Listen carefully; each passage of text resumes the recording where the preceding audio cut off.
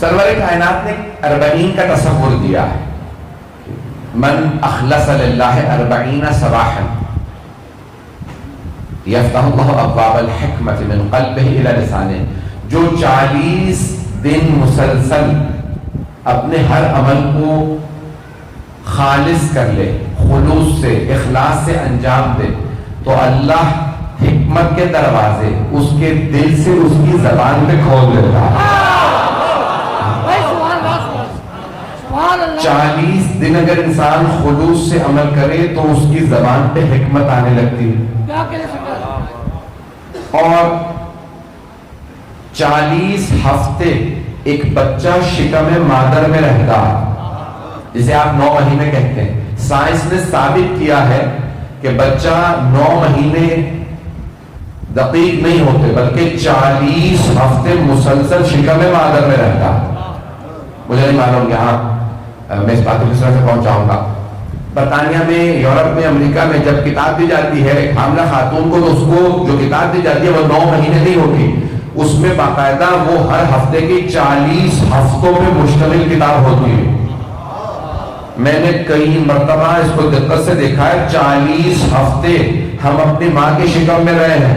انسان دنیا میں آنے سے پہلے بھی 40 کے گرد گھومتا ہے. 40 ہفتوں پہ یہ سفر انسان جب طے کرتا ہے تو دنیا میں آتا ہے. 40 ہفتوں کے لیے 40 دن، 40 مہینے. میقات جناب موسیٰ 40 دن. مطلب میرے ساتھ رہے گا. اللہ قرآن میں کہتا ہے 30 یوم، ہم نے 30 دن کا موسیٰ سے وعدہ کیا. وَأَتْمَمْنَاهَا بِعَشْرٍ، ہم نے 10 کا اضافہ کیا. 30 دن ذیقعد کے تھے، 10 دن ذوالحجہ کے اضافہ کیے. اور کہا موسیٰ کی میقات 40 دن پہ مشتمل تھی. 40 کا انکار نہ کرنا، 40 کے گرد زندگی گھوم رہی ہے. یہ 40 دن پہ، 40 ہفتوں پہ، 40 مہینے آئے، 40 برس بھی پورے کر دوں. اور سرور کائنات کی حدیث ہے. بہت سی کتابیں ہیں. خود امام غزالی کی جو کتاب ہے انہوں نے اپنی کتاب کے اندر احیاء العلوم میں بھی لکھا، اور ہماری کتب میں اگر دیکھیں المحجۃ البیضاء فیض کاشانی میں، الوافی، اور بڑی بڑی جید کتابوں میں جو ہماری حدیثی کتابیں ہیں. ابھی میرے بھائی نے جو طارق میں کہا، میں کوشش کرتا ہوں کہ ایک مجلس کے اندر کلام کی بحث بھی ہو، حدیث کی بھی ہو، تفسیر کی بھی ہو، منطق کی ہو، عقل سے بھی بات کی جائے، تاکہ جو جس مسلک کا ماننے والا ہو کچھ نہ کچھ لے کے ضرور جائے. اور یہ اسلوب میرا نہیں ہے، میں نے اپنے مولا امام امیر المومنین سے لیا کہ مولا خود فرماتے لو جعلت لی الوسادہ، اگر میرے لیے ایک کشن لگا دیا جاتا، تکیہ لگا دیا جاتا کہ میں آرام سے بیٹھ کے توریت والوں کو توریت سے فیصلے سناؤں، زبور والوں کو زبور سے، انجیل والوں کو انجیل سے، جو قرآن کو مانتے انہیں قرآن سے فیصلہ دوں، جو کسی کتاب کو نہیں مانتے انہیں عقل سے فیصلہ سناؤں. جو کسی کتاب کو نہیں مانتے میں انہیں عقل سے وہ فیصلہ دوں گا کہ ہر آدمی کہے گا جو علی نے فیصلہ دیا ہے وہ صحیح ہے. یہ 40 کا جو پیش کر رہا ہوں کہ میں نے کہا اتنے حوالے دے دیے. امام غزالی کا حوالہ دیا، فیض کاشانی کا. یہ بڑے بڑے جید علماء ہیں، تمام مسائل کے فقہ جنہیں مانتے ہیں، تو ان سے پیش کر رہا ہوں کہ من اصبح 40، جو 40 برس کا ہو جائے. میں نے 40 دن بھی پیش کر دیے، 40 ہفتے بھی، اب 40 برس بھی سن لیجئے.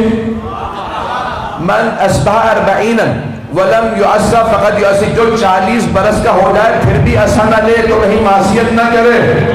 پوچھا مولا یہ کیوں عصا لے؟ آپ کہیں گے مولانا خود بھی 40 برس کے تو ہو ہی گئے، کیا یہ کیوں لے؟ سنت نبوی ہے، واجب نہیں ہے. کہ اس لیے عصا لے تاکہ اپنے آپ کو بار بار جب عصا رکھے تو بتائے جانے والے ہو گناہ نہ کرنا. جب انسان 40 برس کا ہوتا ہے تو اپنی عقل کی معراج پہ آ جاتا ہے، اپنی عقل کی معراج پہ آ جاتا. اسی لیے سرور کائنات ہر طرح کے کمال پہ فائز تھے. جملہ میں کہہ گیا ہوں، ہر طرح کے کمال پہ فائز سے. جب آپ نے اعلان رسالت کیا معاشرے میں صرف علی کی کمی تھی، اس سے زیادہ جملہ نہیں کھلے گا. پیغمبر میں کوئی کمی نہیں تھی، معاشرے میں علی کی کمی تھی، کیونکہ پیغمبر نے فرمایا تھا رب ادخلنی مدخل صدق واخرجنی مخرج صدق واجعل لی من لدنک سلطانا نصیرا۔ جب میں اس شہر مکے میں جاؤں تو صدق و صفا کے ساتھ، باہر آؤں تو صدق و سچائی کے ساتھ، تو اپنے پاس سے مجھے ایک ایسا مددگار عنایت فرما جو ہمیشہ مدد کرتا رہے۔ جناب موسیٰ نے فرمایا تھا، قرآن کریم ہے بھئی، قرآن اٹھا کے دیکھیے گا، مجھے جو پیش کرنا ہے سن لیجیے، میں جانتا ہوں آپ لوگ بہت دیر سے بیٹھے۔ جناب موسیٰ نے کہا تھا ہارون اخی، جناب موسیٰ نے فرمایا تھا کہ پروردگار اشددنی، میری کمر کو مضبوط کر دے، عذری، میری کمر مضبوط ہو جائے، میرے اہل خانہ سے میرے بھائی ہارون کو میرا وزیر بنا دے، وجعل لی وزیراً من اہلی، میرے اہل خانہ سے، توجہ سارے مجمع کی، جانتا ہوں بہت دیر سے بیٹھے ہیں، میں پورا خون ذکر دے رہا ہوں آپ کی خدمت میں، یقین مانے 1 گھنٹہ پوری رات میں سویا ہوں، پوری رات میں کوئی نے سونے نہیں دیا، مسلسل سفر میں ہوں، آپ کی خدمت میں پیش کر رہا ہوں۔ جناب موسیٰ نے فرمایا میرے اہل خانہ سے، میرے اہل بیت سے، میرے اہل خانہ سے مجھے وزیر عنایت فرما، میرا بھائی ہارون، پیغمبر نے نہیں کہا میرے بھائی کو بنا کر، پروردگارہ تو اپنے پاس سے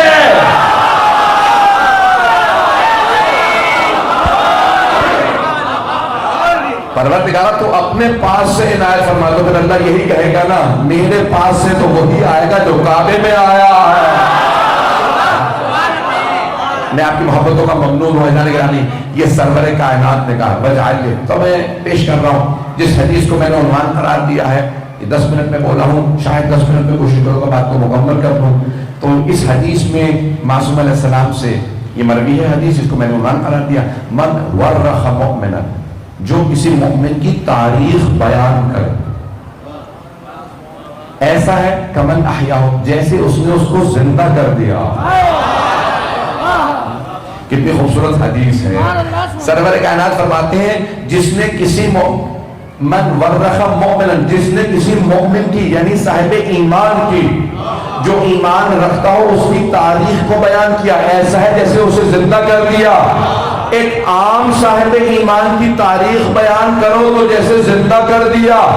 پیغمبر فرما رہے ہیں جب کسی کو زندہ کرو تو مومن کو زندہ کرنے کا ثواب ملتا ہے۔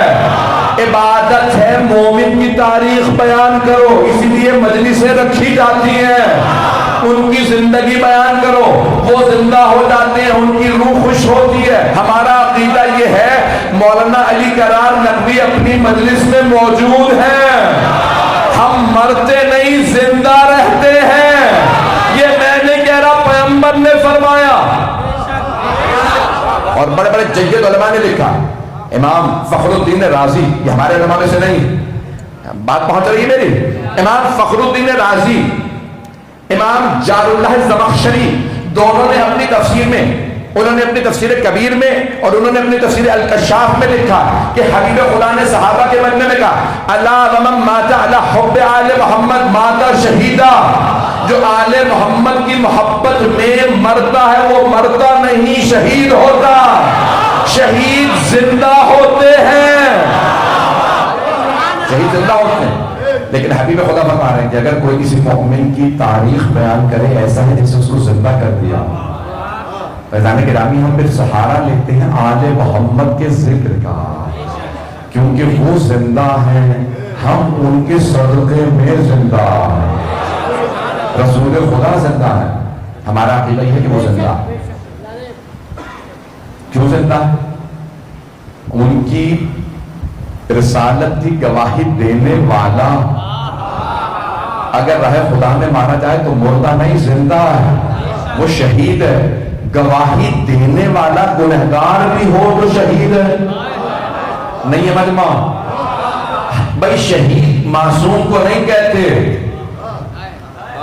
توجہ، جو راہ خدا میں مارا جائے وہ شہید ہے، جو راہ خدا میں مارا جائے، راہ خدا میں مارا جائے شہید ہے، چاہے گنہگار ہو شہید ہے۔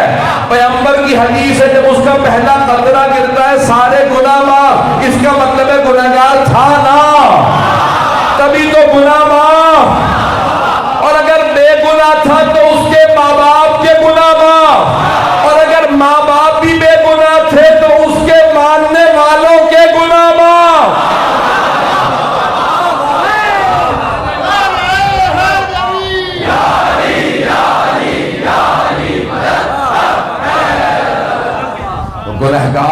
تبھی تو اس کے گناہ معاف ہیں۔ عزیزان گرامی، جو اہل بیت کا ماننے والا ہو، رسول خدا کا ماننے والا، جو رسول خدا کی رسالت کی گواہی دیتا ہو، راہ خدا میں مارا جائے تو شہید، اور شہید قرآن کہتا ہے وَلَا تَحْسَبَنَّ الَّذِينَ قُتِلُوا فِي سَبِيلِ اللَّهِ أَمْوَاتٌ بَلْ أَحْيَاءٌ عِندَ رَبِّهِمْ يُرْزَقُونَ۔ جو راہ خدا میں مارے جائیں گمان بھی مت کرنا، گمان ذہن میں ہوتا ہے۔ توجہ، 2 آیتیں ہیں، سارا مجمع نہیں ہے، جانتا ہوں 5 گھنٹے ہونے والے ہیں۔ ایک جگہ اللہ نے فرمایا وَلَا تَقُولُوا، مت کہو۔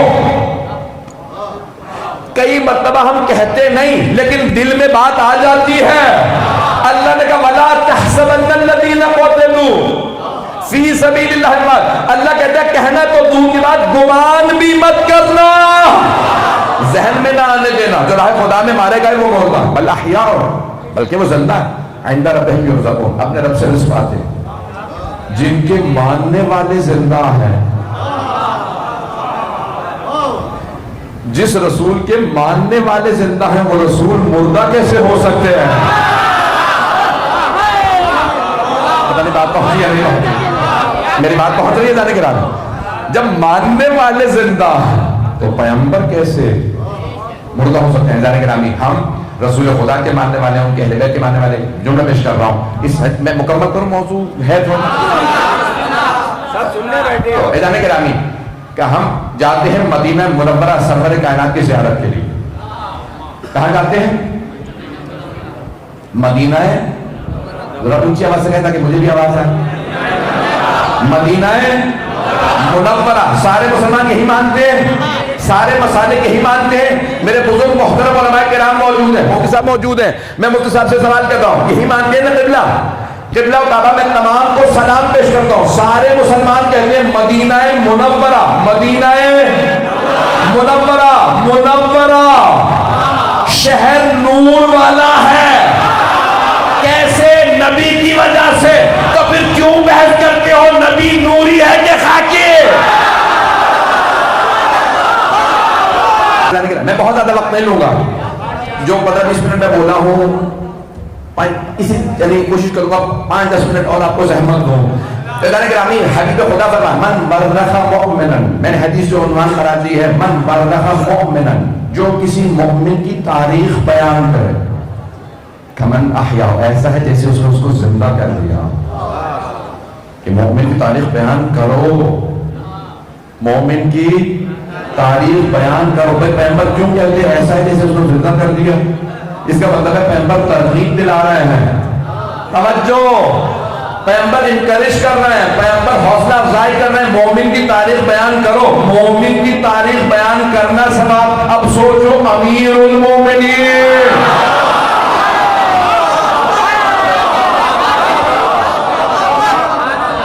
کیسے ممکن ہے کہ امیر المومنین کی تاریخ بیان کرنا گناہ ہو؟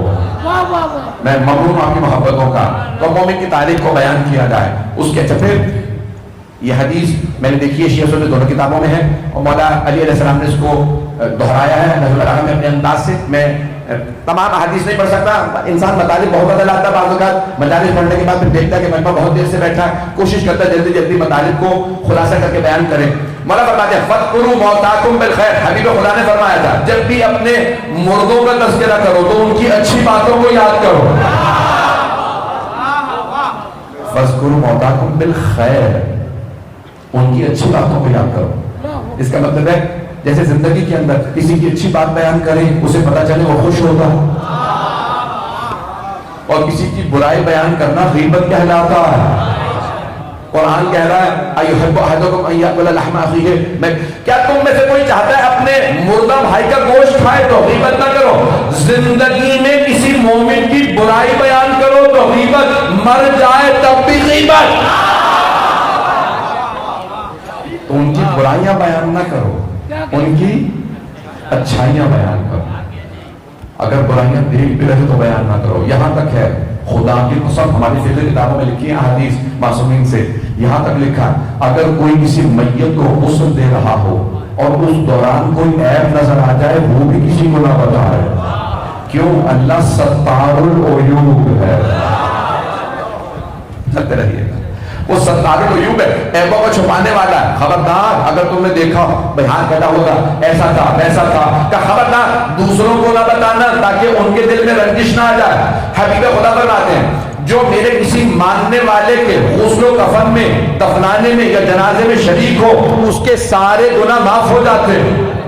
کہ یا رسول اللہ کیوں اتنے گناہ ایک دفعہ میں معاف؟ کہ کیونکہ جب تم کسی پہ, میں اپنے انداز سے اپنے الفاظ میں ترجمہ کر رہا ہوں, کہ جب تم کسی پہ احسان کرتے ہو نیکی کرتے ہو تو توقع رکھتے ہو یہ بھی میرا احسان لوٹائے گا.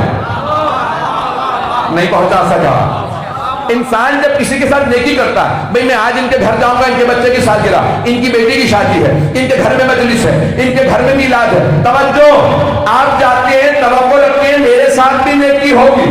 کیا جب کسی مردے کے ساتھ نیکی کرو یقین ہوتا ہے یہ احسان لوٹا نہیں سکتا. یقین ہو انسان کو یقین ہوتا جس میت کے میں غسل و کفن میں آیا ہوں جنازے میں آیا ہوں یہ میرا احسان لوٹا نہیں سکتا.